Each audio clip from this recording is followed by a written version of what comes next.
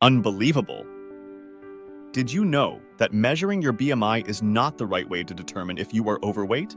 When it comes to the border between healthy weight and overweight, you cannot escape the body mass index BMI. But that calculation method is outdated, experts say. What's the problem?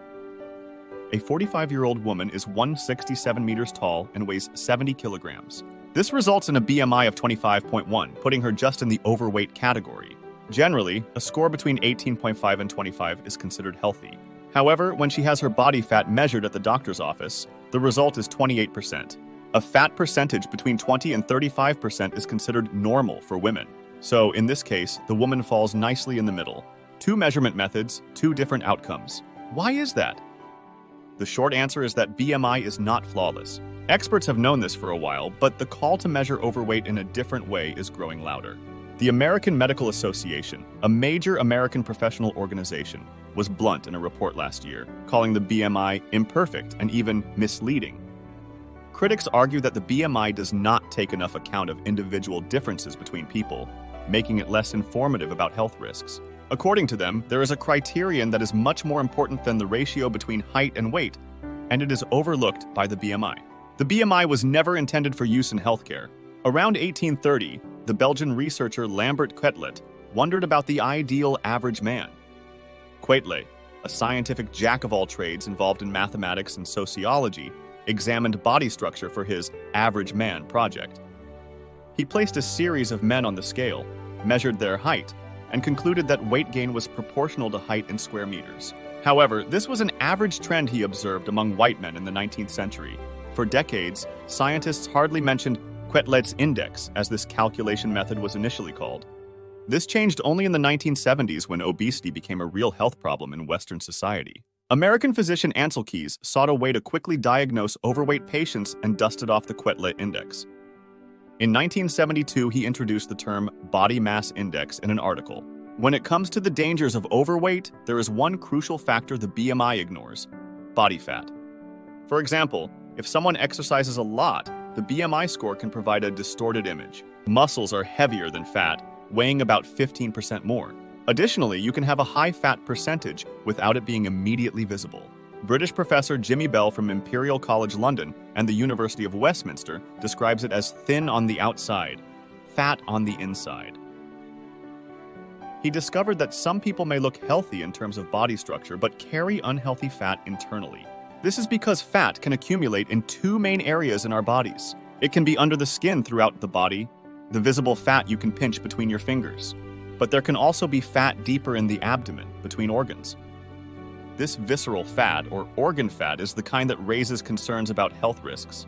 A bit of visceral fat is harmless, but if it accumulates in large quantities, it can become inflamed in that area. Such inflammatory reactions in the body can lead to health problems such as diabetes or cardiovascular diseases. A high BMI score is therefore more worrisome if you have a protruding belly than if you have an hourglass figure with thick buttocks and thighs and a relatively slim waist.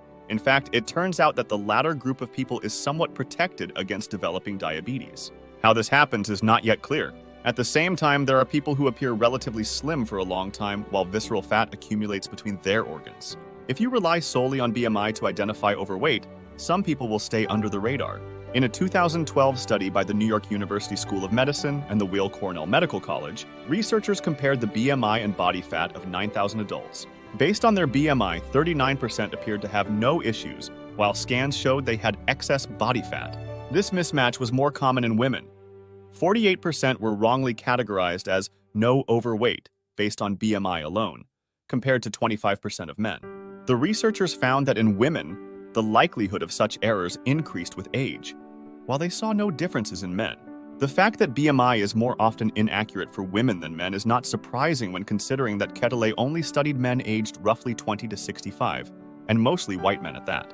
The measurement method also seems not to align well with people of different ethnic backgrounds. For example, in Singapore, overweight is considered at a BMI of 27 instead of the 25 used in the West. And for people of Hindu descent, overweight seems to occur at a BMI of 23. How do you know the ratio of fat, muscles, and water in your body? There are various methods and devices for this, but almost always it's an estimation. One of the more accurate measurements is through a DEXA scan. designed for scanning bone density but can also distinguish between bones and fat. However, you'll need to go to the hospital for such a scan, which involves X-rays. Fortunately, there is also a simple home test: measuring your waist circumference. After all, that's where that unhealthy fat tends to accumulate. The downside is that it requires precision, making it more prone to errors than a simple calculation with height and weight. But if done carefully, it provides a more reliable indication than BMI. In a 2007 study, Australian scientists concluded that waist circumference was a better predictor of the risk of premature death, such as from heart diseases. Measuring the ratio between waist and hip was an even better predictor than waist circumference alone. But both methods outperformed BMI. In the years that followed, several studies yielded similar results. Since 2023, there are various guidelines recommending measuring waist circumference in cases of overweight and obesity. It's also advised to look at the bigger picture. What is a person's age, gender, and ethnicity? What diseases run in the family? How long has someone had a high BMI? All of these factors influence the risk of health problems. However, doctors still consider BMI in their diagnoses. Sometimes they have to, as guidelines and insurance agreements on which medications a doctor can prescribe often still rely on BMI scores. Sometimes there is also no better method available, especially for children. Because they are still growing, measuring waist circumference is less practical. Some experience the growth spurt earlier than others. That's it! If you found this video interesting, please like and subscribe to our channel for more videos with fascinating facts. Until next time, stay curious.